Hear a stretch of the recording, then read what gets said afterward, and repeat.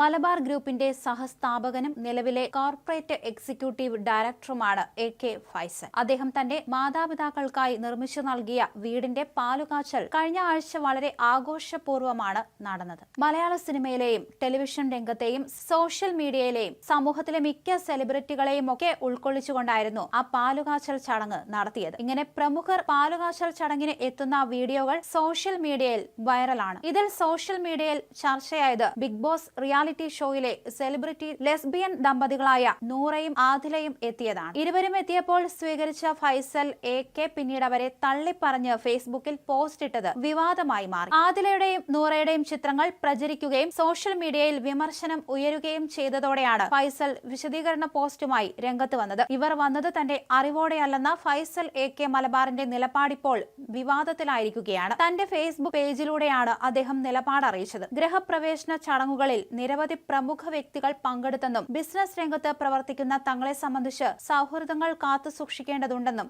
അദ്ദേഹം കുറിച്ചു. എന്നാൽ ഈ രണ്ട് പെൺകുട്ടികൾ പരിപാടിയിൽ പങ്കെടുത്തത് തന്റെ അറിവോടെയല്ല, പൊതുസമൂഹത്തിന്റെ സദാചാര മൂല്യങ്ങളെ വെല്ലുവിളിച്ചും മാതാപിതാക്കളെ ധിക്കരിച്ചും സമൂഹ മധ്യത്തിൽ താറടിച്ചും പ്രവർത്തിച്ചുകൊണ്ടിരിക്കുന്ന അവരെ സ്വീകരിച്ചതിലൂടെ പുതുതലമുറയ്ക്ക് തെറ്റായ സന്ദേശം നൽകിയെന്ന ആരോപണത്തെ മുഖവിലക്കെടുക്കുകയാണ്. ഇങ്ങനെയൊക്കെയാണ് ആ ഫേസ്ബുക്ക് പോസ്റ്റിൽ കുറിച്ചിരിക്കുന്നത്.